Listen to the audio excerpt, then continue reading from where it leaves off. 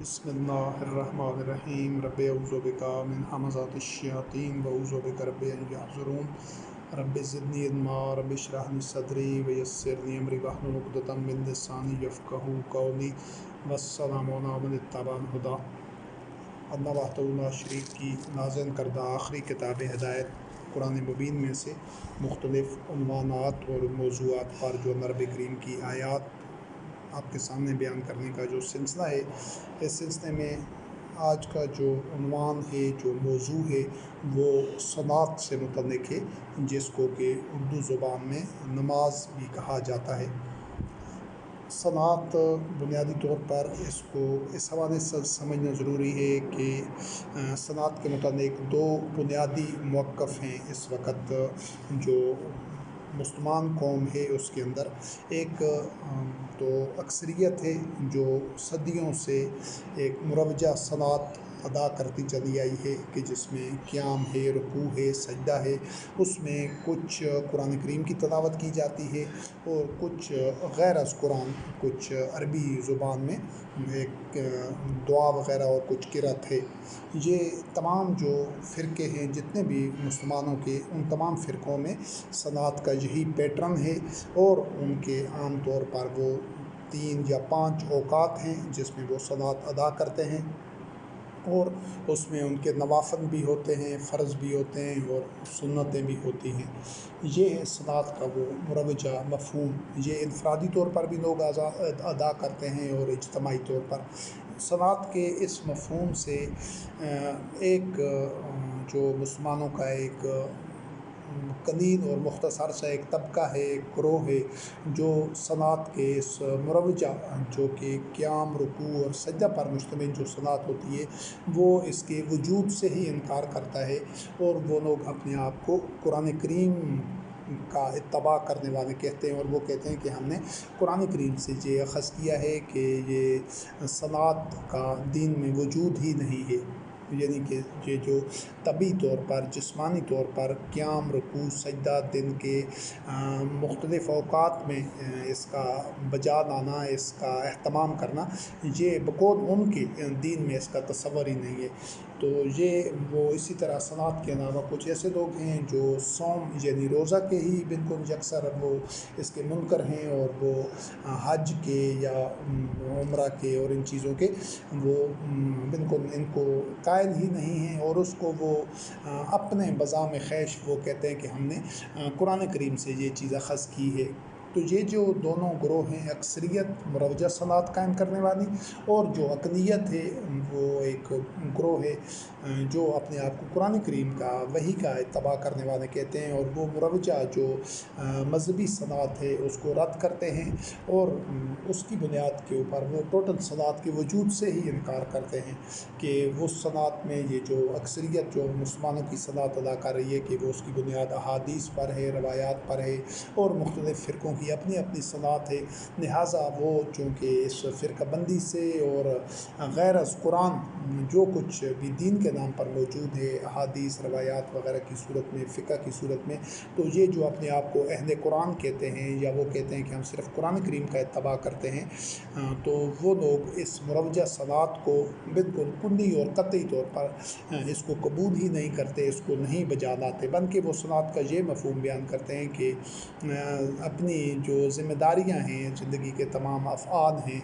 वो इनफ़रादी व इज्तिमाई तौर पर वही के मुताबिक अगर बजाए ला जा रहे हैं तो यही सलात है। तो ये जो दोनों ग्रोह हैं, ये दो इंतहाओं पर हैं।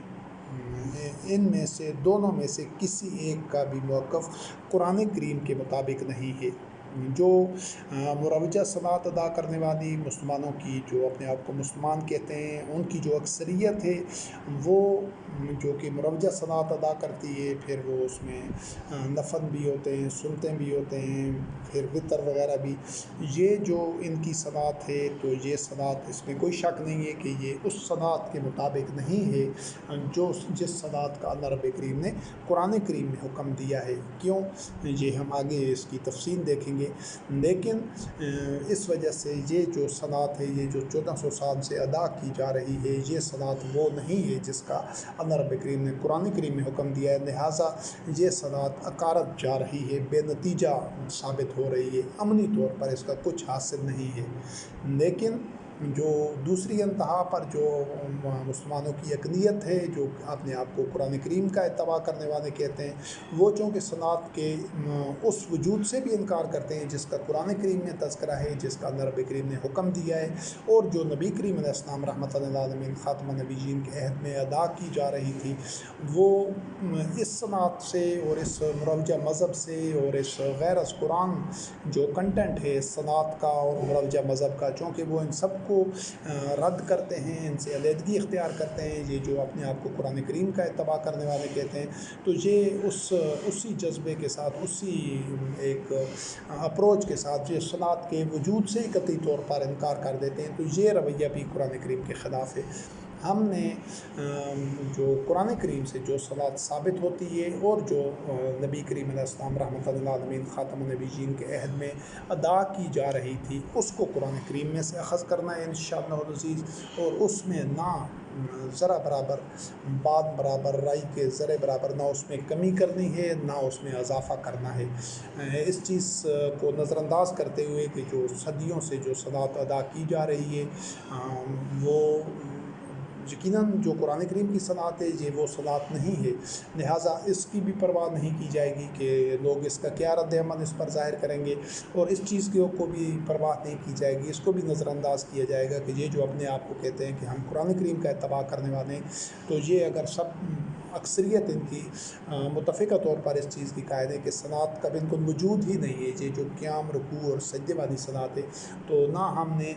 اس اقلیت کو دیکھنا ہے نہ اکثریت کو دیکھنا ہے، ان دونوں کی رائے یا ان کا عمل یا ان کی روش کوئی معنی نہیں رکھتی۔ ہم انشاءاللہ العزیز باذن اللہ کی کتاب میں سے جو صلاۃ ثابت ہوتی ہے اور جو محمد رسول اللہ علیہ السلام خاتم النبیین کی زندگی میں آپ علیہ السلام اور آپ کے متبعین رضوان اللہ علیہم جو صلاۃ بجا لا رہے تھے، جس پر عمل پیرا رہے تھے، ہم نے اسی صلاۃ کو قرآن کریم میں سے اخذ کرنا ہے اور اسی پر کاربند رہنا ہے انشاءاللہ باذن اللہ۔ تو اس سلسلے میں آپ اصولی طور پر اس چیز کو دیکھ لیں کہ یہ دونوں جو انتہائیں ہیں یہ غلط ہیں۔ قرآن کریم کا جو توازن پر مبنی جو رہنمائی ہے، جو اللہ رب کریم کا حکم ہے، ہم نے اس کا اتباع کرنا ہے۔ یہ جو اکثریت جو مسلمانوں کی جو فرقوں میں بٹی ہوئی ہے، یہ تو قرآن کریم کی صلاۃ ادا نہیں کر رہے، بلکہ یہ اس کے جو کنٹینٹ ہیں صلاۃ کا تمام فرقوں کا، یہ ثنویت پر مبنی ہے، اور یہ غیر از قرآن اس میں مواد شامل کرتے ہیں قرآن کے علاوہ۔ اور سب سے بڑا ثبوت یہ ہے کہ ان کی جو تمام فرقوں کی جو صلاۃ ہے، اس کا پہلا لفظ ہی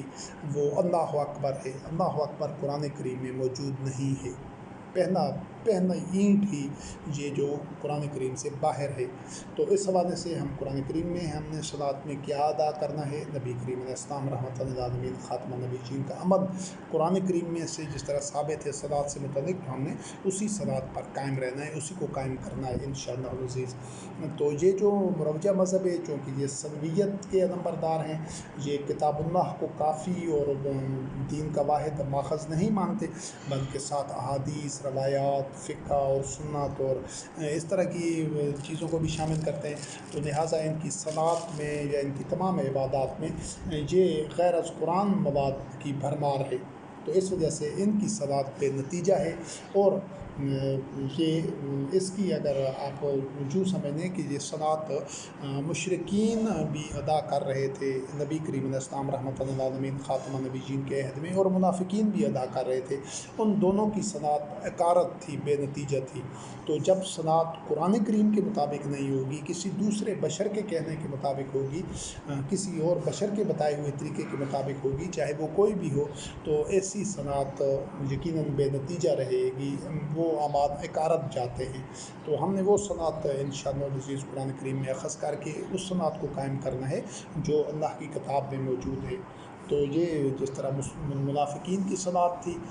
تو وہ لا حاصل اور بے نتیجہ تھی، بلکہ ان کے لیے تباہی تھی یا مشرکین کی صنعت تھی، جس کو کہ اللہ رب کریم نے فرمایا کہ یہ گویا سیٹیاں بجانا اور تالیاں بجانا تھی، تو وہ بھی ایک لا حاصل صنعت تھی۔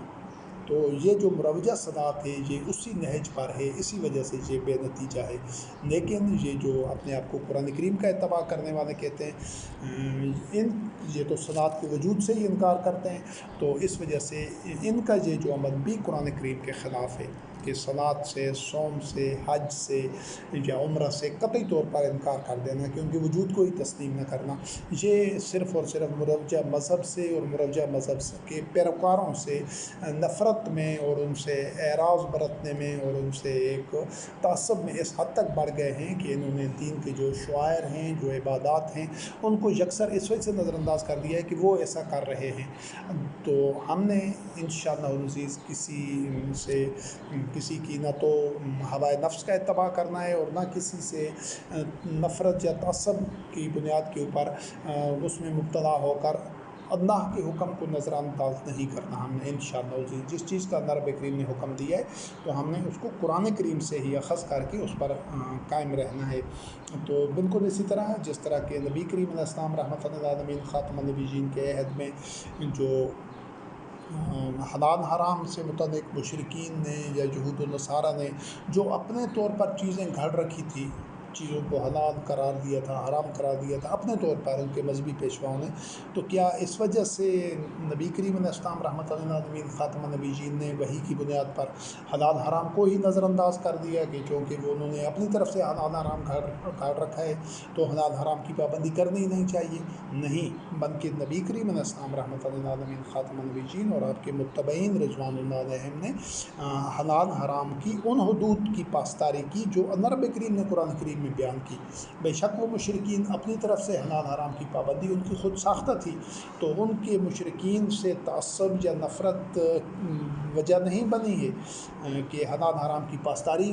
کوئی ختم کر دیا جاتا، نہیں، بلکہ جو اللہ کی وحی کے مطابق جو حلال ہے اس کو حلال قرار دیا نبی کریم علیہ السلام نے، اور جو حرام ہے اس کو حرام قرار دیا۔ تو بالکل صلاۃ کے متعلق بھی یہی ہے، چاہے حلال حرام کا معاملہ تھا، چاہے صلاۃ کا، چاہے مناسک کا، چاہے شعائر کا، چاہے وہ حج تھا، عمرہ تھا، جو بھی شعائر تھے، عبادات، ان میں جو اللہ رب کریم نے حکم دیا نبی کریم علیہ السلام نے اسی پر کاربند رہے۔ تو چاہے وہ صلاۃ، ان کی صلاۃ تو سیٹیاں بجانا اور تالیوں جیسی یعنی بے مقصد حرکات اور بے مقصد عبادات، بے مقصد آوازیں تھیں، تو ان جو مروجہ مسلمان ہیں جو صدیوں صلاۃ ادا کر رہے ہیں، ان کی بھی صلاۃ اسی طرح بے نتیجہ حرکات ہیں اور بے مقصد آوازیں ہیں کہ قرآن کریم یا قرآن کریم کے علاوہ اور جو کنٹینٹ پڑھتے ہیں تو اس کی مقصدیت کو نہیں سمجھتے، یہ صلاۃ کی ماہیت اور مقصدیت سے غافل ہیں، یہ جو اکثریت ہے مسلمانوں کی جس صلاۃ پر یہ کاربند ہیں۔ تو اس سلسلے میں جو ایک درست طریقہ ہے اس کو سمجھنے کے لیے آپ یوں سمجھ لیں کہ ہم قرآن کریم کی آیات میں سے یہ دیکھیں گے کہ صلاۃ کا وجود پہلی چیز یہ کہ ثابت ہے نبی کریم علیہ السلام کے عہد میں، اور اس کے ثابت ہونے کے بعد پھر اس کا سٹرکچر کیا ہے۔ تو اس سلسلے میں آیات کے حوالے آپ قرآن کریم میں سے خود دیکھ لیں کہ سورۃ النساء کی آیات نمبر 101 سے لے کر 103 تک میں صلاۃ سے متعلق سورۃ النساء 4 نمبر صورت ہے، اور اس کی آیات 101 سے لے کر 103 میں یہ صلاۃ کی رکعت کی تعداد ہے کہ نبی کریم علیہ السلام رحمۃ اللہ علیہ خاتم النبیین جب جنگ کی صورت میں موجود ہوتے مومنین میں تو آپ مکمل صلاۃ ادا کرتے، اور جو دیگر مومنین ہوتے وہ قصر کرتے، یعنی جب ایسی صورتحال ہو کہ خوف کی صورتحال ہو کہ جہاں پر مسلمانوں کو خطرہ ہو کہ دشمن ان پر حملہ آور ہو سکتا ہے، تو وہاں پر صلاۃ کو قصر کرنے کا حکم ہے، اور پوری صلاۃ 2 رکعت پر مشتمل ہے، اس کا قصر کرنا 1 رکعت پر مشتمل ہے، اور 1 رکعت قیام، رکوع اور سجدہ پر مشتمل ہے۔ جہاں سے صلاۃ کی وہ رکعت ثابت ہوتی ہے کہ نبی کریم علیہ السلام کے ساتھ رب کریم نے حکم دیا ہے کہ پہلے مومنین کا ایک گروہ ایک رکعت ادا کر دے، اس کی گروہ کی ایک رکعت ادا کرنے سے وہ قصر ادا کریں گے، پھر دوسری رکعت میں پہلا گروہ پیچھے چلا جائے اور وہ حفاظت اور اسنا وغیرہ اٹھانے حفاظت پر معمور ہو جائے، اور دوسرا گروہ جو پہلے حفاظت کر رہا تھا اس کے پاس اسنا تھا تاکہ دشمن کوئی حملہ آور نہ ہو یکبارگی، تو وہ دوسرا گروہ آ کر ایک رکعت نبی کریم علیہ السلام کے ساتھ ادا کرے اور قیام رکوع اور سجدہ کرے، تاکہ وہ اس کی بھی دوسرے گروہ کی بھی صلاۃ قصر ہوگی۔ تو ان آیات میں یہ جو نبی کریم نے حکم دیا ہے کہ اس سے وہ جو رکعت ثابت ہوتی ہے کہ صبح کی صلاۃ ہو، صلاۃ الفجر ہو، صلاۃ العشاء ہو، یا یہ طلوع الشمس علی غاسق اللیل جو صلاۃ الوسطیٰ ہے، کوئی بھی صلاۃ ہو تو اس کی جو رکعت کی تعداد ہے وہ صرف اور صرف 2 ہے۔ اس چیز کو سمجھنا ضروری ہے، کہیں پر بھی یہ کسی بھی وقت کی جو رکعت کی تعداد ہے صلاۃ کی وہ 3 نہیں ہے یا 4 نہیں ہے، جب بھی صلاۃ قائم کی جائے گی جس وقت بھی وہ اس کی رکعت 2 ہوں گی، اور وہ ہر رکعت قیام رکوع اور سجدہ پر مشتمل ہوگی۔ اور اس کے بارے میں نبی کریم نے فرمایا ان الصلاۃ کانت علی المؤمنین کتابا موقوتا، کہ صلاۃ مومنین کے اوپر ایک موقت ایک طے شدہ وقت پر لازم کر دی ہے، فرض کر دی گئی ہے۔ تو اس لیے یہ جو مواقیت للناس، یہ جو چاند ہے اس کے متعلق وہ اہلہ یعنی نئے چاند سے متعلق وہ سوال کرتے تھے نبی کریم علیہ السلام سے، تو اس کے متعلق نبی کریم نے فرمایا مواقیت للناس الی الحج، یہ سورۃ البقرہ کی آیت نمبر 179 ہے، 189 ہے، 189۔ اس میں جو نیا چاند ہے اس سے متعلق ہے کہ یہ لوگوں کے لیے اوقات یعنی حج کے اوقات کے تعین کے لیے، یعنی مہینوں کے تعین، تاریخوں کے تعین کے لیے، تو یہ صلاۃ بھی مومنین کے اوپر کتابا موقوتا ہے، متعین وقت کے اوپر طے ہے۔ پھر ہم اس کے اوقات میں اس کے بعد آئیں گے۔ اس کے بعد یہ جو اللہ رب کریم نے سورۃ النور کی آیات نمبر 58 اور 49 میں صلاۃ کے اوقات کا تذکرہ کیا ہے، اس میں صلاۃ الفجر ہے، صلاۃ العشاء کا تذکرہ ہے، تو یہ اوقات ہیں صلاۃ کے۔ تو اس کے علاوہ ایک اور مقام پر ہے اللہ رب کریم نے فرمایا ہے طلوع الشمس علی غاسق اللیل، یہ بھی صلاۃ کے حوالے سے اوقات ہیں۔ اور قرآن کریم میں طرفی النہار یعنی دن کے 2 حصوں کے اوپر بھی صلاۃ کے اوقات کا تذکرہ ہے۔ تو عشاء کا یا فجر کا یا دن کے ڈھلنے کے وقت کا، جس کو کہ ظہر کا وقت کہا جاتا ہے، اس سے ظہر کے وقت سے لے کر دن رات ہونے تک کے وقت کو بھی اللہ رب کریم نے صلاۃ کا وقت کہا ہے۔ تو اس حوالے سے یہ اس صورت میں سورۃ النور کی آیات 58 اور 49 میں صلاۃ کے 2 اوقات کا تذکرہ ہے، صلاۃ الفجر کا اور صلاۃ العشاء کا۔ اور عشاء وہ وقت ہے کہ جب سورج غروب ہونے کے بعد اچھی طرح اندھیرا ہو جاتا ہے، اور اسی چیز کا تذکرہ سورۃ یوسف میں آیات 16 اور 17 میں ہے کہ وہ جو یوسف علیہ السلام کے بھائی آئے تھے وَجَاءُوا أَبَاهُمْ عِشَاءً، کہ وہاں پر عشاء کا لفظ ہے۔ تو یہ صلاۃ ایک ایسا، ان ساری آیات سے یہ چیز ثابت ہوتی ہے اور اس کو واضح کرنا مقصود ہے کہ صلاۃ ایک ایسا عمل تھا جو اس کے لیے ایک وقت مقرر تھا، متعین تھا کہ اس وقت میں وہ صلاۃ ادا کی جاتی تھی۔ یہ قرآن کریم میں سے، یہ کسی خارج از قرآن کتاب میں سے یہ حوالے نہیں ہیں، بلکہ قرآن کریم سے جو صلاۃ ثابت ہو رہی ہے وہ ان موقت ان اوقات میں وہ ادا ہو رہی تھی، اسی وجہ سے ان کا سارے اوقات بیان کیے گئے ہیں۔ اس کے بعد سورۃ الجمعہ میں اللہ رب کریم نے یہ آیات 9 سے لے کر 11 میں جو صلاۃ کے لیے آواز دینے کا ذکر ہے کہ اللہ رب کریم کا حکم ہے کہ پھر صلاۃ کے لیے جب جمعہ کے دن تمہیں پکارا جائے تو تم دوڑ کر اللہ کے ذکر کی طرف آؤ۔ اور وہ یقیناً جہاں سے ثابت ہے کہ صلاۃ ایک عمل تھا، ایک کام تھا جس میں تمام مومنین کو بڑی سبقت لے کر سرعت کے ساتھ، جلدی کے ساتھ اس میں شامل ہونا ہوتا تھا، اور مومنین ہو رہے تھے، اور پھر ایک وقت کے بعد وہ صلاۃ مکمل ہو جاتی تھی۔ تو یہاں سے بھی ثابت ہے کہ نبی کریم علیہ السلام کی زندگی میں صلاۃ ادا ہو رہی تھی، لوگ صلاۃ کے لیے جمع ہو رہے تھے، اور جب وہ مکمل ہو جائے تو پھر تم اللہ کے فضل کے لیے زمین میں پھینک جاؤ۔ تو اس کا مطلب ہے کہ وہ مومنین اکٹھے ہوتے تھے اپنے جو تجارت اور کام کاج اور خرید و فروخت کو چھوڑ کر جمعہ کے دن جس دن جمع ہونا ہوتا تھا تو اس دن وہ اکٹھے ہوتے تھے، صلاۃ کی ادائیگی ہوتی تھی اور پھر اس کے بعد وہ اپنے کاروبار تجارت کے لیے مومنین چلے جاتے تھے۔ اور اسی کی اگلی آیات میں یہ ہے کہ وہ نبی کریم علیہ السلام کو کہ وہ اس میں ایسے بھی لوگ تھے کہ جو اسی کوئی تجارت وغیرہ یا کوئی کھیل تماشا ہوتا تو وہ اس کی طرف بھاگ جاتے تھے، اس کی طرف چلے جاتے تھے نبی کریم علیہ السلام کو قیام کی حالت میں چھوڑ کر، یعنی کہ نبی کریم علیہ السلام اور مومنین تو صلاۃ کے لیے جمع ہوتے تھے لیکن وہ ان کو اسی طرح چھوڑ کر وہ اپنے تجارت اور کام دھندے یا کھیل تماشے کی طرف مائل ہو جاتے تھے۔ تو اس سے اللہ رب کریم نے منع کیا ہے، جہاں سے صلاۃ کا ایک وقت کے اوپر ادا ہونا اور مومنین کا جمع ہونا ثابت ہے۔ اس کے بعد سورۃ المائدہ کی آیات 57 اور 58 میں بھی اسی چیز کا تذکرہ ہے کہ اللہ رب کریم نے مومنین سے فرمایا کہ تم ان لوگوں کو اپنا ولی اور سرپرست نہیں بناؤ، اپنا اولیاء نہیں بناؤ کہ جب تمہیں جو تمہارے دین سے مذاق اڑاتے ہیں اور جب تمہیں صلاۃ کے لیے پکارتے ہو تو وہ اس کو ہنسی اڑاتے ہیں، مذاق اڑاتے ہیں، کھیل تماشا قرار دیتے ہیں، سمجھتے ہیں اس کا ٹھٹھا اڑاتے ہیں۔ تو یہاں سے ثابت ہوتا ہے کہ نبی کریم علیہ السلام کے عہد میں صلاۃ کے لیے مومنین جمع ہوتے تھے اور ان کو بلایا جاتا تھا، جس کا کہ کفار مشرکین وغیرہ اس کا مذاق اڑاتے تھے۔ اور پھر اس کے بعد سورۃ البقرہ کی آیت نمبر 114 میں اسی چیز کا تذکرہ ہے، وَمَنْ أَظْلَمُ مِمَّنْ مَنَعَ مَسَاجِدَ اللَّهِ أَنْ يُذْكَرَ فِيهَا اسْمُهُ، کہ وہ جو مسجدوں میں اللہ کے ذکر سے وہ مشرکین ہی روکتے تھے تو وہ سب سے بڑے ظالم تھے، کیونکہ وہ مشرکین کی تو صلاۃ وہی بے مقصد آوازیں اور بے مقصد حرکات تھی، جبکہ جو نبی کریم علیہ السلام رحمۃ للعالمین خاتم النبیین اور مومنین کو جو صلاۃ ہوتی تھی تو وہ تو ایک پورا ایک سماجی نظام ہوتا تھا، وہی کے اتباع کے سلسلے میں تمام معاملات طے ہوتے تھے۔ اور اس کی ہم تفصیل دیکھیں گے کہ وہ صلاۃ تھی کیا، اس کی آگے اس کی آیات آ رہی ہیں کہ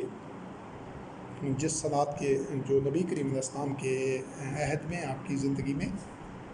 مومنین جس صلاۃ کو ادا کر رہے تھے تو اس کو ہم نے قرآن کریم میں ہی سمجھنا ہے۔ پہلے ان آیات سے یہ سمجھ لینا اچھی طرح ضروری ہے کہ وہ ایک عمل تھا جس کے لیے مومنین جمع ہوتے تھے اور وہ پھر وہ عمل مکمل ہوتا تھا۔ اس کے اندر ہوتا کیا تھا اس کے لیے ہم اگلی آیات دیکھتے ہیں۔ یہ پہلا اس کا جو گوشہ ہے وہ سورۃ المائدہ کی آیت نمبر 106 ہے، جس میں اللہ رب کریم نے فرمایا کہ جب کسی پر موت آ جائے اور وہ اپنے ترکے کے مطابق وصیت کرے تو 2 گواہ ہونے چاہیے جو صاحبان عدل ہوں اس گواہی کے سلسلے میں، کہ تم اس کو دونوں گواہوں کو صلاۃ کے بعد روک لو۔ تو یہاں سے ثابت ہوتا ہے کہ صلاۃ وہ معاشرتی عمل تھا جس میں مومنین اکٹھا ہوتے تھے اور پھر وہ حق کی گواہی اسی صلاۃ کے اختتام پر ہی دی جاتی تھی۔ تو یہاں سے یہ ثابت ہوتا ہے کہ جو صلاۃ نبی کریم علیہ السلام رحمۃ للعالمین خاتم النبیین اور آپ کے متبعین رضوان اللہ علیہم ادا کر رہے تھے، اس میں وہ جوڈیشل سسٹم کا، عدالتی نظام کا، جو قاضی کا نظام ہے، جو لوگوں کے تمام معاملات اور اختلافات اور لڑائی جھگڑے اور تنازعات کا جو فیصلے ہوتے تھے وہ مسجد کے اندر ہی ہوتے تھے۔ یہ صلاۃ کا پہلا ایک کوشہ ہے کہ صلاۃ یہ محض جو ابھی صدیوں سے صلاۃ ادا ہو رہی ہے کہ بس چند رکعتیں ادا کر کے پھر چلے گئے اور صلاۃ ادا ہو گئی، نہیں، وہ جو پورا عدالتی نظام تھا، وہ جو وحی کے مطابق سارے معاملات طے ہوتے تھے وہ مسجد کے اندر ہی ہوتے تھے۔ تو آج ہم دیکھتے ہیں کہ جتنی بھی یہ صلاۃ ہے تو اس میں اس طرح کا تصور نہیں ہے، بلکہ یہ جو فیصلے ہوتے ہیں یہ عدالتوں میں ہوتے ہیں، اور یہ بیشتر جو اپنے آپ کو مسلمان کہتے ہیں ان میں ان کے اپنے جو ممالک کے آئین ہیں، جو دستور ہیں اور جو ان کی مختلف جو خود ساختہ شریعت اور فقہ اور یہ چیزیں ان کے مطابق فیصلے ہوتے ہیں۔ تو اس حوالے سے یہ جو صلاۃ کا یہ گوشہ ہے یہ نظر انداز کر دیا گیا ہے، اور اسی وجہ سے یہ ایک بے روح اور بے مقصد حرکات تو رہ گئی ہیں، لیکن اس میں اس کے جو جوڈیشل سسٹم، عدالتی اور جو قاضی کا نظام تھا، عدل و قسط کا، وہ مسجد کے اندر ہی ہونا تھا، اس چیز کو نظر انداز کر دیا گیا ہے۔ ایک تو یہ صنعت کے جو مسخ کر دیے گئے، اس کی حقیقت کو، اس کی روح کو جدا کر دیے گئے، بس کھوکھنا ایک بے مقصد ایک ڈھانچہ رہ گیا ہے مروجہ مسلمانوں میں۔ تو جو قرآن کی صنعت ہے اس میں وہ جو آپ کی سارا عدالتی نظام ہے، جو بھی مومنین میں اختلافات، تنازعات، کوئی لڑائی جھگڑا، کوئی بھی جرائم ہوتے ہیں، سرزد یا کچھ بھی ہوتا ہے، تو اس کے جو فیصلے ہوتے ہیں وہ مسجد کے اندر ہی صلات کے بعد ہوتے ہیں۔ تو جب صلات ادا ہوگی مسجد کے اندر تبھی وہ جوڈیشل سسٹم ہوگا، اس کے اندر ہی اسٹیبلش ہوگا، اسی پر وہ جو قاضی ہوگا، جو حکم ہوگا، وہ وہی کے بنیاد کے اوپر وہ دونوں فریقین کا موقف سنے گا اور وہاں پر فیصلہ صادر کر دے گا۔ پھر اس پر جو بھی حد ہوگی، جو سزا ہوگی، جو بھی اس کے مطابق عمل ہو جائے گا۔ تو یہ جو اپنے آپ کو قرآن کریم کا اتباع کرنے والا کہتے ہیں، جب وہ صلات ادا ہی نہیں کریں گے، جب وہ مسجد کی اور صلات کے تصور سے ہی بیگانے ہو چکے ہیں اور اس کو وہ رد کرتے ہیں، تو وہ تو ان کی تو یہ جو موقف ہے یہ تو بالکل بے بنیاد ہے اور باطل ہے اور قرآن کریم کے خلاف ہے۔ تو پھر وہ جوڈیشل سسٹم بھی ان کو یقیناً پھر طاغوت کے جوڈیشل اور عدالتی سسٹم کے اوپر ان کو انحصار کرنا پڑے گا۔ تو قرآن کا جو وحی پر مبنی جو صلات کا نظام ہے، تو اس میں جو عدل و قسط کے ساتھ معاملات ہوتے ہیں وحی کی بنیاد کے اوپر طے ہوتے ہیں، وہ مسجد کے اندر ہی ہوتے ہیں، اور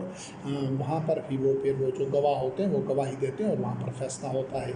تو یہاں پر یہ مسجد کے حوالے سے اور صلات کے حوالے سے، کیونکہ یہاں پر اللہ رب کریم نے فرمایا تحبسونہما من بعد الصلاۃ، تو اس کا مطلب صلات وہاں پر قیام، رکوع، سجدہ والی صلات ادا ہوتی تھی، اس کے بعد ان دونوں کو روکنا ہوتا تھا کہ ہاں آپ گواہی دیں، جو حق کی گواہی ہے اس کی وراثت سے متعلق، وصیت سے متعلق۔ تو اس کے بعد یہ جو صلات کے لیے اجتماع ہوتا تھا تو وہاں پر پھر وہ گواہی دیتے تھے، وہ جو گواہ ہوتے تھے عدد کی بنیاد کے اوپر۔ یہ جو صلات کے لیے جب بھی اجتماع ہوتا ہے تو اس کے لیے جو اللہ رب کریم نے چہرہ اور کوہنیوں تک ہاتھ اور پاؤں کا دھونا اور سر کا مسح اور پاؤں کا دھونا شامل ہے، تو اس میں بھی یہ پروٹوکول ہے کہ صلات میں یہ عملی طور پر اگر یہ جو جس طرح یہ اپنے آپ کو قرآن کریم کا وحی کا اتباع کرنے والا کہتے ہیں، تو یہ جب صلات کے وجود سے انکار کرتے ہیں تو یہ پھر اس طرح کی آیات کو بالکل یکسر نظر انداز کرتے ہیں کہ یہ تو صلات کا انکار کرتے ہیں، تو پھر یہ یقیناً جب صلات ہی ان کے بزام خیش، ان کے باطن موقف کی وجہ سے جب صلات کا ہی وجود ہی نہیں ہے، تو پھر یہ کیونکہ یہاں پر اللہ رب کریم نے فرمایا یا ایھا الذین آمنوا اذا قمتم الی الصلاۃ، کہ جب تم نے صلات کے لیے کھڑے ہونا ہے تو تم اپنے چہروں کو دھو، ہاتھوں کو دھو، سر کا مسح کرو اور پاؤں کو دھو، تو گھٹنوں تک۔ تو اور اگر پھر آگے اس کے احکام ہیں، تو صلات کے لیے یہ جو غسل کرنا ہے، طہارت ہے، وضو ہے، یہ ضروری ہے۔ تو اس سے ثابت ہوتا ہے کہ صلات کے لیے یہ چیز لازمی تھی اور مومنین اسی کا اہتمام کر کے، اور اگر یہ پانی میسر نہیں ہے تو پھر اس کے لیے تیمم ہے۔ تو یہاں سے ثابت ہوتا ہے کہ صلات کے اجتماعات نبی کریم علیہ السلام کی زندگی میں ہو رہے تھے اور مومنین اس طرح وہ غسل اور وضو کا اہتمام کر کے، یا تیمم پانی نہ ہونے کی صورت میں اس کا اہتمام کر کے اس میں شامل ہوتے تھے۔ پھر اس کے بعد اللہ رب کریم نے سورۃ طٰہٰ کی آیت نمبر 14 میں صلات کی جو ایک کور تھاٹ ہے، ایک براسٹ، ایک بنیادی چیز ہے، وہ فوکس ہے کہ اننی انا اللہ لا الہ الا انا فاعبدنی واقم الصلاۃ لذکری، کہ صلات قائم کرنی ہے میرے ذکر کے لیے۔ تو یہاں سے چونکہ اللہ رب کریم کے ساتھ ایک رابطہ ہوتا ہے مومن کا صلات کے ذریعے، دیگر مومنین کے ساتھ بھی ایک رابطے کا ذریعہ ہوتی ہے صلات، یعنی بیک وقت مومنین کا باہمی رابطہ ہوتا ہے صلات کے ذریعے، ملتے ہیں، جڑتے ہیں، بیٹھتے ہیں، مشاورت کرتے ہیں، اپنے معاملات وحی کے مطابق سارے معاملات طے کرتے ہیں، اور آپس میں بھی ان کا ربط بنتا ہے اور اللہ رب کریم کے ساتھ بھی کہ وہ وہاں پر قرآن کریم کی تلاوت کرتے ہیں، سنتے ہیں، اس پیغام کو سمجھتے ہیں اور اس کی روشنی میں اپنے معاملات طے کرتے ہیں۔ تو یہ دو طرفہ روابط ہوتے ہیں بنیادی طور پر مومنین کے آپس میں، اور تمام مومنین کا اللہ رب کریم کے ساتھ اس کی ہر دن میں متعدد اوقات میں اس کی تجدید ہوتی رہتی ہے، اور ایک ریفریشر کے طور پر، اور مومنین کے معاملات بھی وحی کے مطابق طے ہوتے جاتے ہیں اور اس چیز کو یقینی بنایا جاتا ہے۔ یہ ہے صلات جو کہ آج ایک بے مقصد حرکات کی صورت میں باقی رہ گئی ہے، بے نتیجہ اور نا حاصل، ایک بے روح ایک حرکات و سکنات ہیں۔ تو اس کے بعد جو حاکم صنعت ذکری یہاں سے ثابت ہوتا ہے کہ یہ اللہ کے لیے ہی ہے، تو نہ تو مساجد کو کسی اور نام سے نسبت دی جا سکتی ہے، کسی بھی بشر کے نام سے کوئی بھی مسجد ہو بھی نہیں سکتی، چاہے وہ بشر کوئی نبی ہی کیوں نہ ہو۔ تو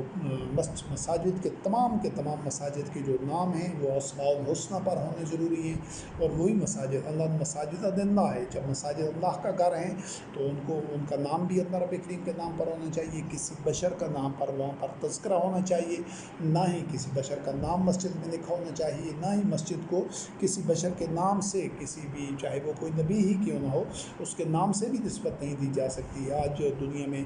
ایسی لاتعداد مساجد ہیں جن کو کہ نام ہی ان کا کسی بشر کے نام پر رکھا گیا ہے، ان کو نسبت دی گئی کسی آدمی کے نام سے، تو یہ باطل ہے، یہ شرک ہے۔ قرآن کریم میں اس کا تصور تک نہیں ملتا، کیونکہ آگے سورۃ الجن کی آیات نمبر 18 میں اللہ رب کریم نے فرمایا ہے وَأَنَّ الْمَسَاجِدَ لِلَّهِ فَلَا تَدْعُوا مَعَ اللَّهِ أَحَدًا، تو یہ مسجدیں اللہ کے لیے ہیں، اس میں کسی بشر سے ان کو نسبت نہیں دی جا سکتی، ان کا نام کسی بشر کی نسبت سے۔ مسجد نبوی بھی یہ غلط نام ہے، اور بقایا جو مختلف شخصیات کے نام پر جو نام دیے جاتے ہیں مسجدوں کو، یہ بھی غلط ہے، باطل ہے، اور قرآن کریم کے خلاف عمل ہے۔ تمام مساجد کے نام اسماء الحسنہ پر ہونا چاہیے، اللہ رب العزت کے ناموں کے ساتھ ہونا چاہیے، کیونکہ مسجدیں اللہ کے لیے ہیں، تو وہاں پر اللہ کے کلام کے علاوہ، اللہ رب کریم کی وحی کے علاوہ، قرآن کریم کے علاوہ اور کسی چیز کا بیان ہو ہی نہیں سکتا، ہونا ہی نہیں چاہیے، ممکن ہی نہیں ہے۔ صرف اللہ کے رب کریم کے قرآن کی تلاوت کی جائے، قرأت کی جائے، اسی کی روشنی میں سارے معاملات طے کیے جائیں۔ اس میں نہ تو کوئی حدیث پڑھی جا سکتی ہے، یہ تو مومن تو ویسے بھی دین قرآن کریم سے باہر ہے ہی نہیں، وہ تو اپنی نجی زندگی میں بھی قرآن کریم کے علاوہ اور کسی چیز کو دین قرار نہیں دیتا مومن، تو قرآن کریم ہی واحد دین کا سر چشمہ ہے، جو کچھ قرآن کریم کے اندر ہے وہ دین ہے، جو کچھ قرآن کریم سے باہر ہے چاہے اس کا کوئی بھی عنوان ہو، اس کا دین سے کوئی تعلق نہیں ہے۔ اور اس کے بعد یہ جو صلاۃ کا ایک دوسرا گوشہ ہے، اس کو اللہ رب کریم نے سورۃ المزمل کی آیت نمبر 20 میں واضح کیا ہے، جس میں اللہ رب کریم نے فرمایا کہ نبی کریم علیہ السلام سے متعلق کہ اللہ رب کریم کی جو علم میں ہے کہ آپ رات کو قیام کرتے ہیں، رات کا تیسرا حصہ، آدھی رات جو اس سے بھی زیادہ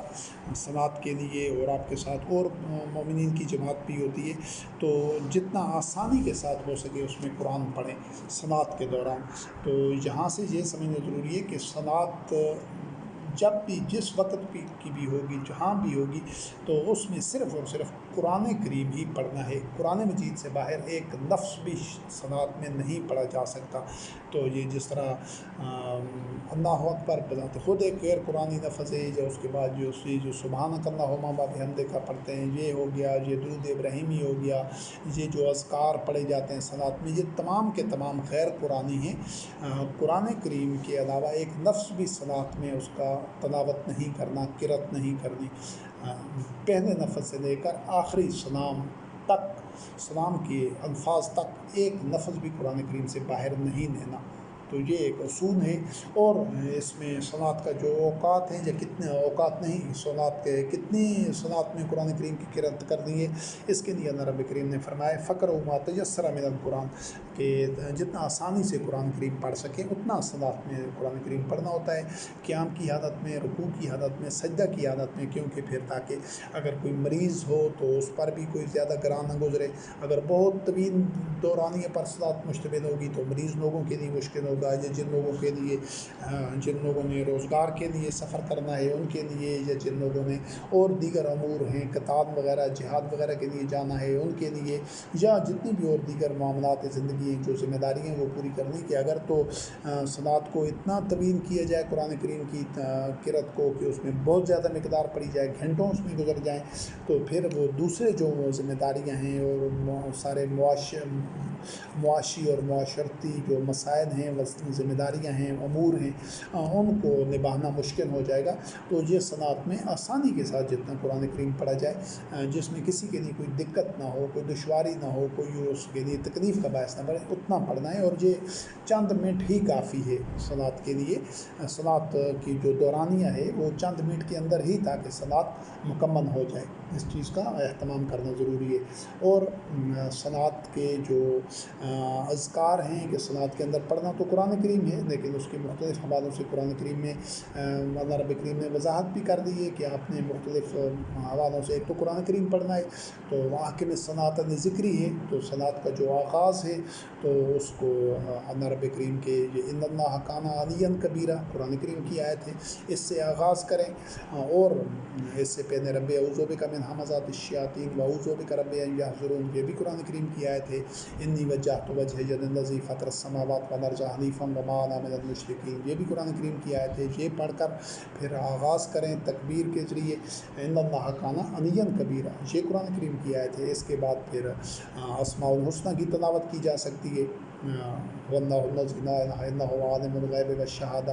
یہ قرآن کریم کی آیات ہیں، جو اللہ کی اسماء ہیں، تاکہ جو اللہ کے لیے صلاۃ قائم کرنی ہے، حاکم الصلاۃ ذکری، تو اللہ کی اسماء کی۔ پھر اس کے بعد ایک دعا ہے جو سورۃ الفاتحہ کی صورت میں ہے، پھر اس کے بعد کوئی اور قرآن کریم کی دعا پڑھی جا سکتی ہے، کیونکہ یہ مومن اللہ رب کریم کے ساتھ مومنین ایک رابطہ قائم کرتے ہیں، ایک متوجہ ہوتے ہیں، اس سے طلب کر رہے ہوتے ہیں۔ تو اس صورت میں پھر صلاۃ کے رکوع کے جو تسبیحات ہیں، رکوع میں جو قرآن کریم کی تلاوت کرنی ہے، سبحان ربنا ان کان وعد ربنا لمفعولا، یہ بھی قرآن کریم کی آیات میں سے ہیں۔ اور سجدے کے حوالے سے اللہ رب کریم نے سورۃ الاسراء، سورۃ بنی اسرائیل کی آیات 107 سے لے کر 111 تک، جو اللہ رب کریم نے مومنین سے متعلق فرمایا کہ وہ اللہ کی آیات جب ان کے سامنے تلاوت کی جاتی ہیں تو وہ پھوڑیوں کے بند سجدوں میں گر جاتے ہیں، اور وہ کہتے ہیں وَيَقُولُونَ سبحان ربنا ان کان وعد ربنا لمفعولا۔ اور تو اس سے یہ مومنین کو سجدے کی حالت میں یہ آیت پڑھنی چاہیے۔ اور اس کے بعد اللہ رب کریم نے حکم دیا ہے کہ صلاۃ کو اس طرح ادا کرنا ہے کہ نہ زیادہ اونچی آواز سے ہو، نہ خفیہ ہو، بلکہ درمیانی حالت میں یہ ادا کرنی ہے۔ تو آج جتنے بھی فرقے ہیں جو صلاۃ ادا کرتے ہیں، تو اس میں تو وہ کچھ حصہ صلاۃ کا اونچی آواز سے پڑھتے ہیں، کچھ خفیہ آواز سے۔ یہ دونوں طریقہ سے، بالکل بہت زیادہ اونچی آواز سے اور بالکل خفیہ آواز سے پڑھنا، ان دونوں سے اللہ رب کریم نے منع کیا ہے۔ تو یہ جو تمام کے تمام جتنے فرقے ہیں،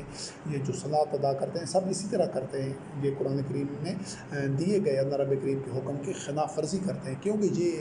وہ صلاۃ ادا نہیں کرتے جس کا حکم قرآن کریم میں اللہ رب کریم نے حکم دیا ہے، بلکہ یہ جو صلاۃ ادا کرتے ہیں تمام کے تمام فرقے اس میں شامل ہیں۔ یہ ان کی محدثین کی بتائی ہوئی صلاۃ، اور ان کی جو فقہ کے امام ہیں اور ان کے خود ساختہ اکابرین ہیں، یہ ان کی بتائی ہوئی صلاۃ ادا کر رہے ہیں۔ تو مومنین کسی بشر کی بتائی ہوئی صلاۃ ادا نہیں کر سکتے، مومنین ایک نفس بھی کسی بشر کی اطاعت نہیں کر سکتے، چاہے وہ کوئی بھی ہو۔ وہ صرف اور صرف قرآن کریم کا اتباع کرتے ہیں، وحی کا اتباع کرتے ہیں، جو صلاۃ اللہ رب کریم نے ان کو قرآن کریم میں بتائی ہے۔ تو اس سلسلے میں جو مومنین صلاۃ قائم کرتے ہیں، تو وہ ان اللہ کان علیٰ کبیرہ سے لے کر صلاۃ مکمل کرنے تک پوری کی پوری صلاۃ ایک ہی آواز سے، نہ وہ بہت اونچی آواز ہوتی ہے، نہ بالکل وہ خفی ہوتی ہے، بلکہ درمیانے بین ذالک سبیلا، درمیانہ ایک انداز ہوتا ہے ان کا، اس آواز سے وہ صلاۃ مکمل کرتے ہیں، چاہے وہ صلاۃ الفجر ہو، صلاۃ العشاء ہو، یا دن کے حصے کی جو درمیانے حصے کی صلاۃ الوسطیٰ ہے، کوئی بھی صلاۃ ہو، تو وہ اسی طرح ادا کرتے ہیں۔ اور پھر آگے اللہ رب کریم نے فرمایا کہ وہ سجدے کی حالت میں کہتے ہیں، یہ دوسرا اس کا حصہ ہے، الحمدللہ الذی لم یتخذ ولدا ولم یکن لہ شریک فی الملک ولم یکن لہ ولی من الذل۔ تو یہ سجدے میں پڑھنے والی آیات ہیں۔ اس کے بعد اس صلاۃ یہ سلام کے ساتھ ہی یہ مکمل ہو جاتی ہے، جب 2 رکعتیں، اس طرح 1 رکعت ادا کی جاتی ہے، قیام، رکوع، سجدہ، اور حالت امن میں اسی طرح دوسری رکعت ادا کی جاتی ہے۔ اور اس کے بعد یہ جو مومنین کچھ اور قرآن کریم کی دعائیں پڑھ کر پھر جو دونوں طرف جو مومنین موجود ہوتے ہیں، تو جو امام ہوتا ہے وہ دونوں طرف دائیں رخ پھیر کر السلام علیکم کتب ربکم علی نفسہ الرحمہ، اور بائیں طرف رخ کر کے السلام علیکم کتب ربکم علی نفسہ الرحمہ، یہ بھی قرآن کریم کی آیات ہیں، یہ پڑھ کے اپنی صلاۃ کو مکمل کرتا ہے۔ تو یہ تو ہو گئی قرآن کریم میں جو صلات کا ایک خاکہ جو خط و خال ہیں۔ تو اس کے بعد دوسری جو صلات ہے وہ آپ دیکھیں گے کہ یہ جو منافقین صلات میں آتے تھے تو وہ یا ایسے جو مصلین تھے صلات کے لیے آنے والے جو اس صلات کی حقیقت سے غافل ہوتے ہیں، جو دکھاوے کے لیے صلات ادا کرتے ہیں، منافقین بھی ان میں شامل تھے۔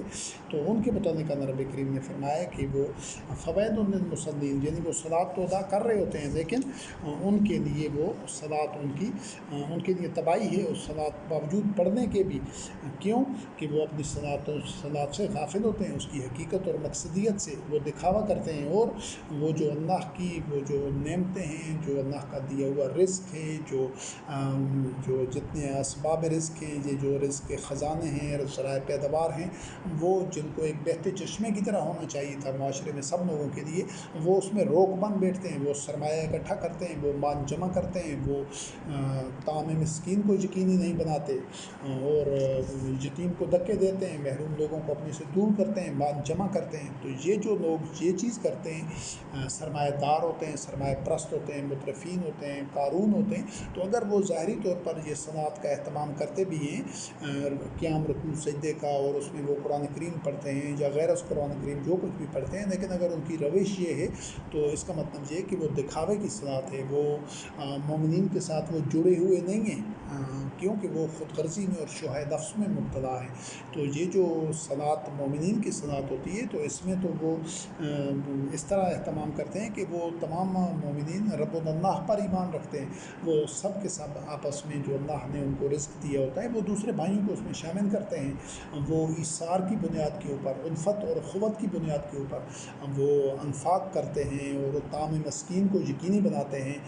تو یہ کام صلات کا دوسرا گوشہ ہے۔ پہلے ہم نے دیکھا تھا کہ وہ عدل و قسط اور جوڈیشل سسٹم اور جو قاضی کا نظام ہے وہ بھی مسجد کے اندر ہوتا تھا، اور یہ دوسرا گوشہ ہے کہ یہ جو مومنین کا سارا معاشی نظام ہوتا ہے یہ بھی مسجد کے اندر طے پاتا ہے وحی کے مطابق، تاکہ تمام مومنین کی بنیادی انسانی ضروریات کی فراہمی کو یقینی بنایا جائے۔ تو یہاں پر آپ دیکھیں کہ ان مساجد میں ایسا کچھ بھی نہیں ہوتا۔ یہ جو مروجہ صلات ہے اس میں تو وہ چند رکعتیں ادا کر کے لوگ سمجھتے ہیں کہ ہم صلات ہم نے قائم کر دیں گے، نہ تو عدالتی نظام مسجد کے اندر ہوتا ہے، جوڈیشل سسٹم، اور نہ ہی ان کا معاشی امور اور معاشی فیصلے اور معاشی پالیسیاں مسجد کے اندر طے ہوتی ہیں۔ تو یہ دونوں حوالوں سے اللہ کے حکم کی خلاف ورزی ہو رہی ہوتی ہے، اور یہ جو مشرکین تھے تو اسی وجہ سے تو ان کی صلات کو یہ صورت انفال کی آیت نمبر 35 سے اللہ رب کریم نے ان کی صلات کو وہ سیٹیاں اور تانیاں قرار دیا تھا کہ انہوں نے وہاں پر بت رکھے ہوئے تھے، اور وہ محض بے روح حرکات و سکنات یا جو کچھ وہ پڑھتے تھے یا جو کچھ بجان آتے تھے ان میں وہ یہ نظام نہیں تھا، یعنی بیت اللہ میں وہ تو نہ وحی کی بنیاد پر جوڈیشل سسٹم قائم کرنے دیتے تھے مومنین کو مسجد الحرام میں، اور نہ ہی وہاں پر وہ یہ ربا کے اور سرمایہ پرستی اور یہ جو یکنزون الذھب والفضہ سونا چاندی اکٹھا کرنے والے جو مترفین ہیں، ان کے خلاف جو نظام مومنین کا جو زکوٰۃ کے اوپر، انفاق کے اوپر، اللہ کو قرض دینے کے اوپر، اللہ کے لیے انفاق کرنے کے اوپر، صدقات دینے کے لیے جو ایک پورا جو معاشی نظام تھا وہ بھی مسجد ہی اس کا مرکز ہوتی تھی۔ تو وہ جو مشرکین مکہ تھے وہ تو وہاں پر پوجا پاٹ کے لیے تو وہ وہاں پر کرتے تھے، لیکن وہ اس جو شیطانی طاغوتی اور قارونوں کا اور مترفین کا جو ظلم اور ناجائز استحصال پر مبنی معاشی نظام ہوتا تھا اس کو وہ قائم نہیں کرنا دیتے تھے۔ اسی چیز کو اللہ رب کریم نے فرمایا کہ ان سے بڑا اور ظالم کون ہے کہ جو لوگوں کو روکتے ہیں مسجد الحرام سے، وہ اسی چیز سے روکتے تھے۔ اگر معاذ اللہ اگر نبی کریم علیہ السلام رحمۃ للعالمین خاتم النبیین اور آپ کے متبعین معاذ اللہ نقل کفر نباشد ان مشرکین کی طرح صلات ادا کرتے تو ان مشرکین کو کوئی اعتراض نہ ہوتا، نہ ان کو ایسے حج پر کوئی اعتراض ہوتا اور نہ ہی صلات پر اعتراض ہوتا، لیکن وہ تو ان کی جو صلات تھی یا ان کا حج تھا وہ تو خود ایک طاغوتی نظام کو تقویت دینے والے ان کے اعمال تھے، وہ جو ان کی جس کو وہ عبادات کہتے تھے، شعائر کہتے تھے، جبکہ اللہ رب کریم نے جو मसाजिद हैं उनको अकामत दीन के लिए वही की बुनियाद के ऊपर मुआशी निज़ाम, अदालती निज़ाम और जो दीगर समाजी निज़ाम है उसको वही की बुनियाद पर तश्कील देने के लिए मस्जिदों को मरकज़ करार दिया है। तो ये चीज़ वो मुशरिकीन मक्का नहीं करने देते थे। आज के जो गासिबीन हैं, जो आज के ये सऊदी अरब के हुक्मरान हैं, ये जो आल सऊद हैं जिनके कब्ज़े में आज बैतुल्लाह है, तो आज वो भी बिल्कुल उसी तरह मुशरिकीन की रवश पर चलते हुए आज वो भी मस्जिद हराम में ये सारे काम नहीं करने देते। वो भी मसाजिद को बस ये पूजा पाठ के लिए और एक खोखली और बेनतीजा रस्म के तौर पर सलात को अदा करते हैं, वरना वो ना तो आज बल्कि ना सिर्फ मस्जिद हराम यानी बैतुल्लाह बल्कि पूरी दुनिया में जितनी भी मसाजिद हैं, जितने भी उन पर ये उन्होंने उनके वहाँ पर जो मजहबी पेशवा हैं, उनके फ़िरक़ों के जो वहाँ पर इमाम बने बैठे हैं, जो मस्जिदों पर काबिज़ हैं, ये सब के सब उन्हीं मुशरिकीन की तरह आज ना ही हुक्मरान और ना ही मजहबी पेशवा मसाजिद को इन मकासद के लिए इस्तेमाल नहीं करते, बल्कि वो बेरूह इबादत के लिए इस्तेमाल करते हैं। बेमकसद हरकत और सकनात हैं, वो क़याम रुकू सजदा की एक बेमकसद और नाहासिल प्रैक्टिस अमन है, उसमें वो कुरान और गैर अज कुरान कुछ चीज़ें पढ़ कर और फिर वापस आ गए। तो इससे मुआशरे में इस्लाह नहीं होती, बल्कि ऐसी जो नमाज़ें हैं चाहे वो बैतुल्लाह में या दीगर मसाजिद में पूरी दुनिया में अदा की जा रही हैं, तो ऐसे मुसल्लीन के लिए तो तबाही है। ये तो मुशरिकीन और मुनाफिकीन वाली सनात है। तो वो जो सनात मोहम्मद रसूलुल्लाह अलैहिस्सलाम ख़ातमुन नबीयीन और आपके मुत्तबईन रिज़वानुल्लाह अलैहिम अदा कर रहे थे, वो सनात आज दुनिया में कहीं भी अदा नहीं हो रही, क्योंकि ये जो अपने आप को वही का इत्तबा करते हैं, ये तो सनात के वजूद से इनकी अक्सरियत मुनकर हो गई है, और जो वही के साथ सनवियत की राह पर हैं, शिरक कर रहे हैं, उन्होंने कुरान के अलावा और दीगर माखज़ात को भी दीन करार दे रखा है, तो उनकी सलात वो सिर्फ़ चंद रकातें ही हैं। वो सलात के दीगर मफाहिम को ना तो इन पर ईमान लाते हैं और ना उनके ऊपर उसका अमल है कि उनकी सलात का बस महज चंद रकात पर मुश्तमिल है, ना उसका अदल किस्त के मामलात से तल्लुक़ है, ना मईशत से तल्लुक़ है, ना उसके सियासी मामलात से तल्लुक़ है, ना कानून साजी और पासनीसी साजी से उनके सलात का कोई तल्लुक़ है। वो तो चंद रकातों को ही सलात करार देते हैं। तो इस हवाले से ये दोनों फ़रीक़ हैं, दोनों एक बातिल रवश के ऊपर चल रहे हैं। तो इस वजह से दोनों की सलाह, एक तो सलात का ही मुनकर है और दूसरे की सलात महज दिखावा है और मुशरिकीन और मुनाफिकीन वाली सलात है। इसके बाद जो सलात की हकीकत है उसको इस हवाले से भी समझना ज़रूरी है कि जो मुशरिकीन जो मुनाफिकीन थे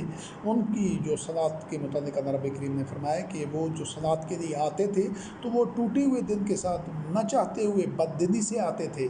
तो ऐसी सलात का अल्लाह रब्बुल करीम की मीज़ान में कोई वज़न नहीं है। सूरत तौबा की आयत नंबर 54 में है। आज की सलातें जो सलात है वो भी उसी कैटेगरी में है। आज सलात को वो कुरानी मफ़हूम आ जाए कि जिसमें जिन लोगों को अल्लाह रब्बुल करीम ने इक्तिसाब रिज़्क़ में फ़ज़ीलत दी होती है, जो जिनके पास रिज़्क़ उनकी ज़रूरत से ज़्यादा होता है, तो उनको तो दूसरे मोमिनीन के लिए सदक़ात की सूरत में, अनफ़ाक की सूरत में और अल्लाह को कर्ज़ देने की सूरत में, नज़र की सूरत में उन लोगों को तो ख़र्च करना होता है। तो ये जो जितने सरमायादार हैं, मुतरफ़ीन हैं, ये जो क़ारून हैं आज के दौर के, ये तो मस्जिदों के करीब भी नहीं आएंगे। लेकिन ये तो अभी जो दिखावे वाली नमाज है, ये इसमें बढ़ चढ़ कर आते हैं इनकी अक्सरियत। ये तो इस हवाले से ये मुनाफिकीन वाली सलात जो है, तो इसमें तो सब के लिए कोई मसला ही नहीं है, वो दिखावा करके चले जाते हैं। तो उस सलात के मुताबिक अगर मामलात वही के मुताबिक हों तो हुकूमत इस चीज़ की इजाज़त नहीं देगी। ये जो तागूत हैं तो इनका ये तागूती निज़ाम चल नहीं सकता है तब जब तागूती ख़ुद साख्ता आइन के मुताबिक निज़ाम हो कि उसमें अदल किस्त का खून हो जाता है। वो तो लोगों को अदल किस्त से मामला तय ही नहीं होते वही के मुताबिक। अगर ये जो अदल किस्त का निज़ाम है ये कुरान करीम के मुताबिक हो और फैसले मस्जिदों में हो तो दुनिया से तो जुराइम का ख़ात्मा हो जाए और दुनिया में जितना ये जुल्म और फसाद और शर है तो उसकी जड़ कट जाएगी। लेकिन ये जो जितने भी हुक्मरान हैं, ये जो अपने दौर के फ़िरौन हैं, ये कभी भी नहीं चाहेंगे और नहीं चाहते کہ یہ مسجدیں عدل و قسط کے نظام کا مرکز بنے، کیونکہ مسجدوں میں تو فوری اور جو فری اور مفت عدل و قسط کے ذریعے فیصلے ہوں گے اور حق پر مبنی وحی کے مطابق ہوں گے، تو وہ تو ظلم کی جڑ کٹ جائے گی۔ یہ باطل نظام وہ زمین بوس ہو جائے گا۔ تو اس وجہ سے یہ حکمران کبھی بھی نہیں چاہتے، اور اسی طرح یہ جو سرمایہ دار ہیں، یہ جتنے مترفین ہیں، قارون ہیں، یہ کبھی بھی نہیں چاہتے کہ معاشی پالیسیاں مسجدوں کے اندر بنیں اور قرآن کریم کے مطابق بنیں۔ اگر ایسا ہو تو ان جو قارون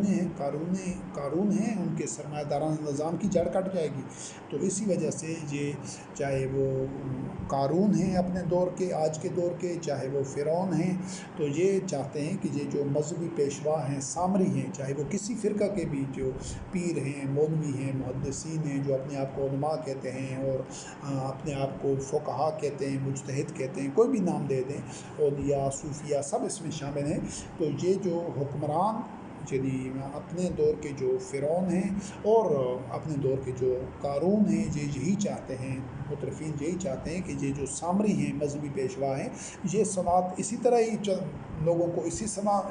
اسی عمل کو کہیں کہ یہ تم صلاۃ قائم کر رہے ہو، کہ یہ جو چند رکعتیں ادا کرنی، کیوں کہ سرمایہ داروں کے، قارونوں کے مفادات بھی اسی چیز میں ہیں کہ لوگوں کی معیشت قرآن کریم کے مطابق نہ ہو، اور حکمرانوں کے مفادات بھی یہی ہیں کہ لوگوں کا سوشل سسٹم، لوگوں کا جو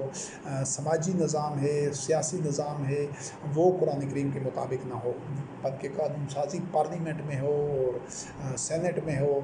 اور قومی اسمبلی یا صوبائی اسمبلی ہو، یا ان جگہوں پر قانون سازی ہو، اور وہاں پر وہ جو قانون سازی ہوتی ہے وہ وحی کے مطابق نہیں ہوتی۔ تو یہ جو مذہبی پیشوا ہیں، حقیقت میں یہ اس صلاۃ کے ذریعے یہ سرمایہ داروں کے، قارونوں کے، مترفین کے اور فرعونوں کے اعلی کار بنے ہوئے ہیں، یہ ان کے مفادات کا تحفظ کر رہے ہیں۔ تو یہ جو صلاۃ جب تک اس طرح ادا کی جاتی رہے گی تو وہ یہ صلاۃ ایسے جو مسلمین ہیں ان کے لیے تباہی ہوگی، یہ محض دکھاوا ہے۔ تو یہ صلاۃ یہی اسی طرح کی صلاۃ جو منافقین تھے ان کے بھی مائنڈ سیٹ یہی تھا کہ وہ اسی وجہ سے صلاۃ میں جانے سے کتراتے تھے، یا اگر جاتے بھی تھے تو ٹوٹے دل کے ساتھ، نہ چاہتے ہوئے بددلی کے ساتھ شامل ہوتے تھے، کہ وہ منافقین کبھی بھی نہیں چاہتے کہ وحی کے مطابق فیصلے ہوں، وحی کے مطابق، قرآن کریم کے مطابق ان کا جو معاشی نظام ہو وہ طے پائے، اور لوگوں کی جو تعلیم میں کتاب و حکمت ہے وہ لوگوں کو قرآن کریم کی تعلیم دی جائے بن کے۔ منافقین یہ چاہتے تھے کہ وہ غیر از قرآن جو جتنے کنٹینٹ ہیں اس کا بول بالا ہو اور اس کو معاشرے میں عام کیے جائے۔ آج بھی جتنے یہ مذہبی پیشوا ہیں یہ قرآن کریم کا علامتی طور پر تو اس کی قرأت کرتے ہیں، تلاوت کرتے ہیں، یا ثواب کے لیے یا حفظ کرتے ہیں، ورنہ عملی طور پر یہ جو جس چیز کو معاشرے میں پھیلاتے ہیں یہ وہی جو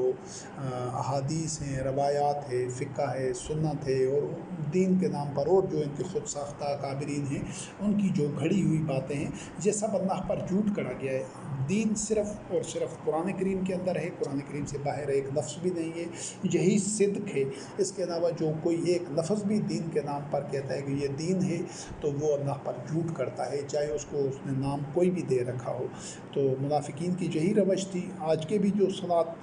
جس طرح پڑھ رہے ہیں ان کی بھی یہی روش ہے۔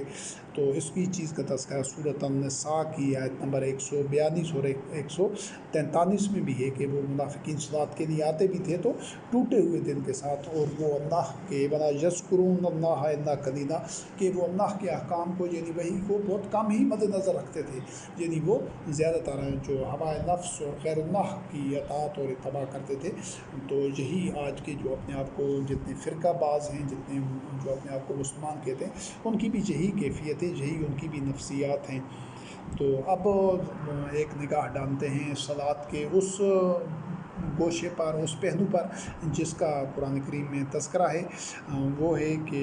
یہ جتنے بھی اس کا تذکرہ سورۃ النور کی آیت نمبر 41 میں ہے۔ اللہ رب کریم نے فرمایا الم تر ان اللہ یسبح لہ من فی السماوات والارض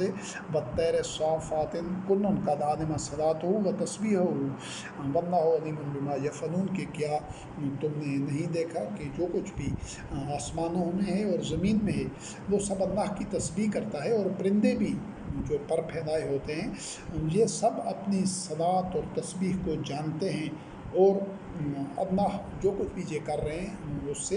اس کا اللہ رب کریم کو علم ہے، ان تمام کے جو فعل ہیں، جو کچھ یہ کائنات میں ہر چیز کر رہی ہے۔ تو یہاں سے یہ چیز ثابت ہوتی ہے کہ کائنات میں جو بھی جتنی مخلوقات ہیں، جو بھی اللہ رب کریم نے ان کو جو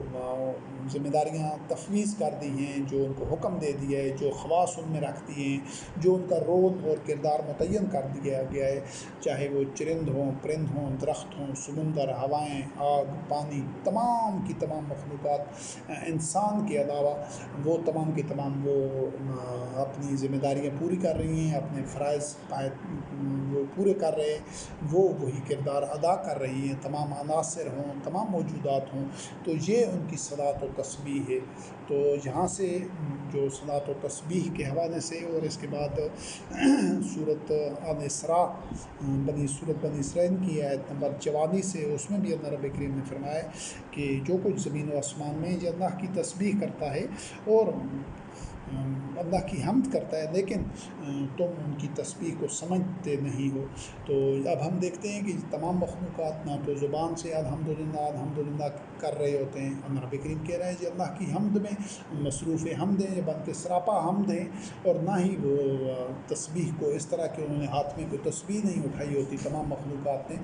اور سبحان اللہ زبان سے ادا نہیں کر رہے ہوتے، لیکن اللہ رب کریم نے فرمایا کہ ان کی اپنی صلات ہے، حمد ہے، تسبیح ہے۔ اور ایک اور مقام پر ہے کہ یہ اللہ رب کریم کے سامنے سجدہ ریز ہیں، تو ہم دیکھتے ہیں کہ کوئی بھی مخلوقات اس طرح نہ ان کی کوئی پیشانی ہے کہ وہ پیشانی زمین پر نہیں رکھے ہوئے، تو ان تمام مخلوقات کا جو صلات ہے، تسبیح ہے، جو سجدہ ہے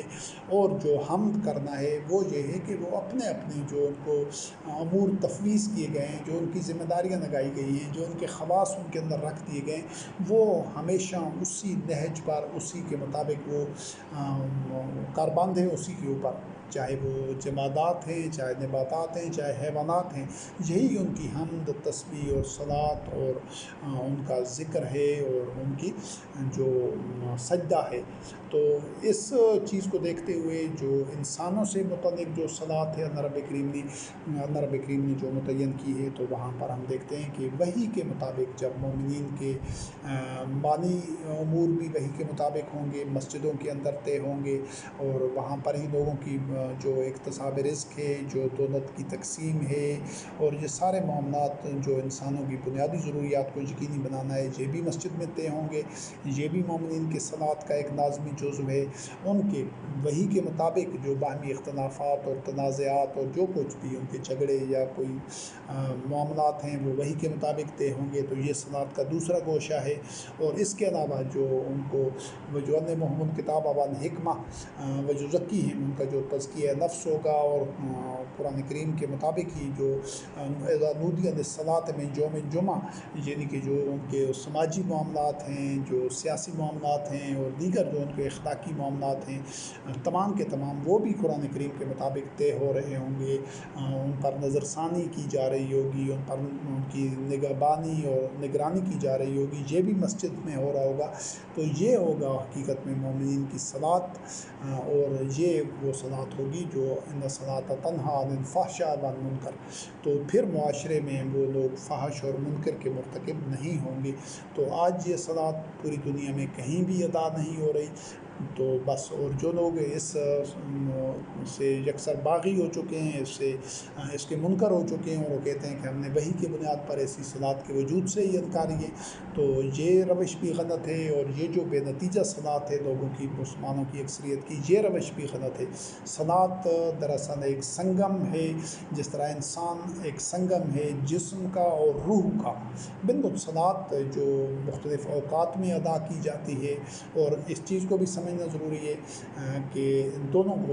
دو گوشیں جو اچھی طرح ذہن نشین ہوں، ضروری ہے کہ صلات میں پورے قرآن کریم میں صلات کے متعلق اللہ رب کریم نے کہیں پر بھی یہ نہیں کہا کہ آپ دن میں 1 مرتبہ صلات ادا کریں، اور یا 2 مرتبہ یا 3 مرتبہ یا 4 مرتبہ یا 5 مرتبہ۔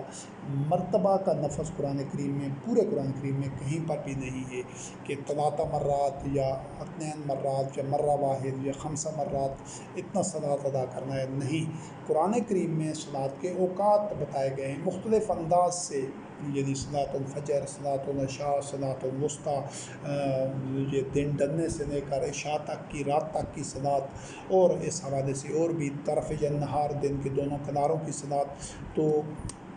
کسی مومن کو بھی یہ حق نہیں پہنچتا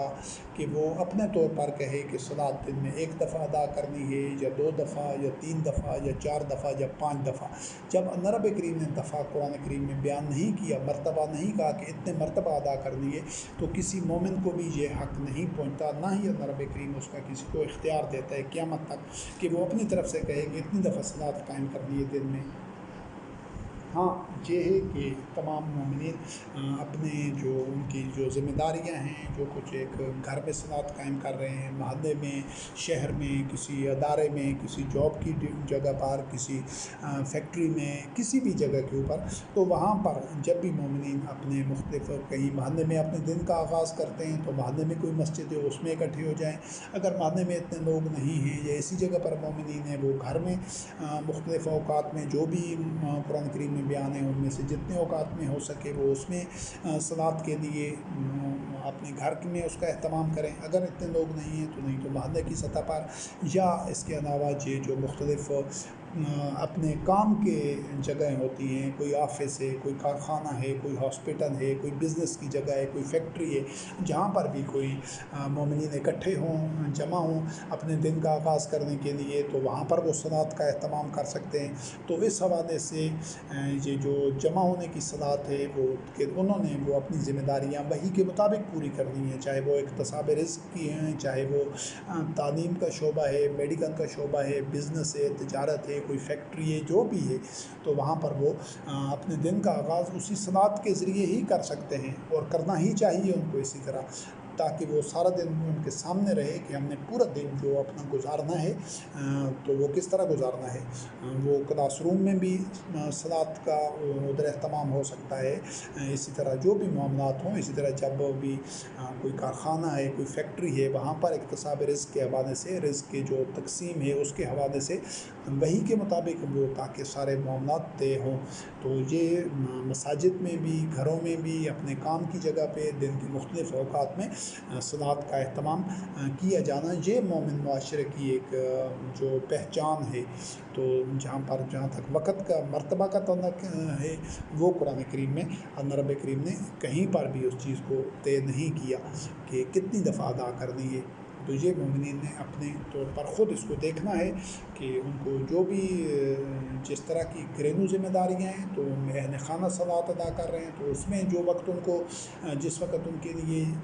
بآسانی وہ صلاۃ کا اہتمام کر سکیں، صلاۃ قائم کر سکیں، ادھر کریں، مسجد میں، محلے میں کر سکتے ہیں ادھر کریں، کام کی جگہ پر ہیں ادھر صلاۃ قائم کریں۔ تو یہ مومنین کے صلاۃ کا جو معاملہ ہے یہ ان کے شب روز پر مشتمل ہے،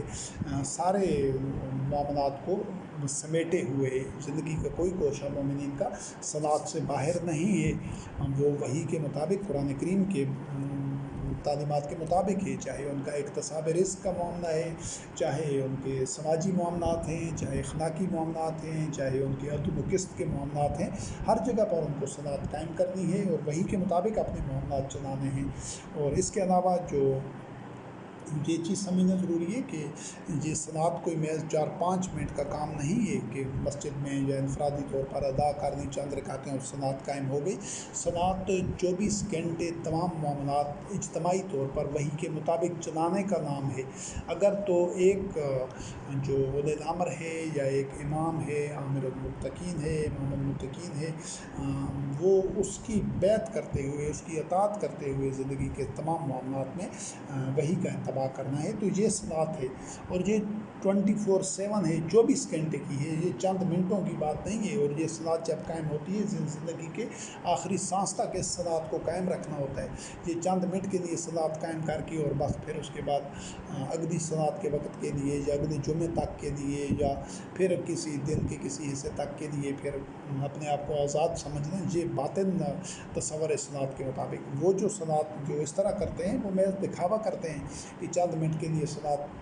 سمجھ لیا اور اس کے بعد پھر گھنٹوں تک اپنی من مرضی کرتے رہے، ہوائے نفس کا اتباع کرتے رہے، اپنے معاملات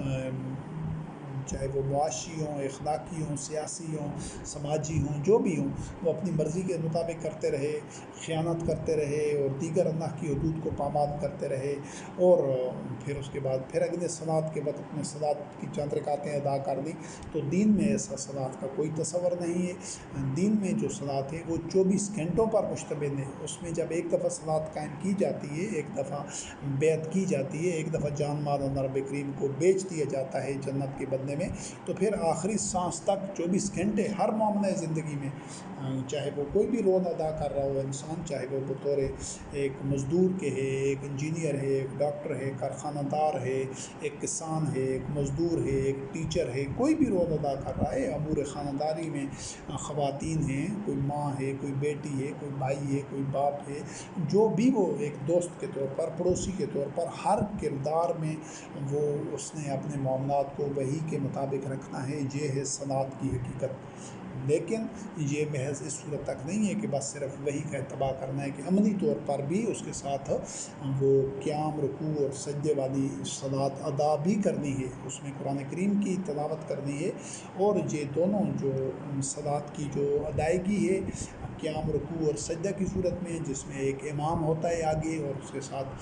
اس کے پیچھے تمام مصلین ہوتے ہیں، اس کی جو مثال ہے یہ جسم کی ہے، اور یہ جو 24 گھنٹے وحی کا اتباع کرنا ہے اس کی مثال روح کی ہے۔ تو جس طرح انسان جسم اور روح دونوں کا سنگم ہے، تو یہ جو صلات قرآن کریم میں اللہ رب کریم نے بیان کی ہے، اس کا ایک طبی وجود بھی ہے، لیکن محض اس کا طبی وجود نہیں ہے 2 رکعت کی صورت میں، بلکہ اس کو یہ محیط ہے مومن کے 24 گھنٹے کے اوپر، جو اس کا ایک اسپرچول روحانی وجود ہے، کہ اس نے ہر معاملہ زندگی میں ہر وقت وحی کے مطابق وحی کو مد نظر رکھنا ہے، قرآن کریم کے احکام کو مد نظر رکھنا ہے، اور اپنے معاملات انفرادی و اجتماعی اسی کی روشنی میں طے کرنے ہیں، بیعت کرتے ہوئے اللہ کو اپنا جان و مال بیچتے ہوئے۔ ایک امام المتقین جو پورے قرۂ عرض پر ہوگا، تمام مومنین اس کے پیچھے وہ خود وحی کا اتباع کر رہا ہوتا ہے، اور مومنین اس کی اطاعت اور اتباع کر رہے ہوتے ہیں، وہ بھی وحی کا اتباع کر رہے ہوتے ہیں، اور سب یہ اقامت دین اتباع وحی کی شاہراہ پر گامزن ہوتے ہیں، اور یہ سفر ان کا ساری زندگی جاری رہتا ہے۔ یہ ہے مومنین کی صلات۔ تو اس سلسلے میں جو بنیادی صلات کے جو تصورات تھے، جو قرآن کریم سے ثابت ہوئے ہیں، واضح ہوئے ہیں، ان کو متنقع آیات میں آپ خود دیکھیں اور ان پر غور و فکر کریں اور ان کو سمجھیں کہ یہ ہے وہ صلات جو قرآن کریم سے اخذ ہوتی ہے، اور مومنین کو صرف اسی صلات پر کاربند رہ کر مسنین بننا ہے، اور یہی صلات فحش اور منکر سے بچانے والی ہے۔ والسلام علی من اتبع الہدی۔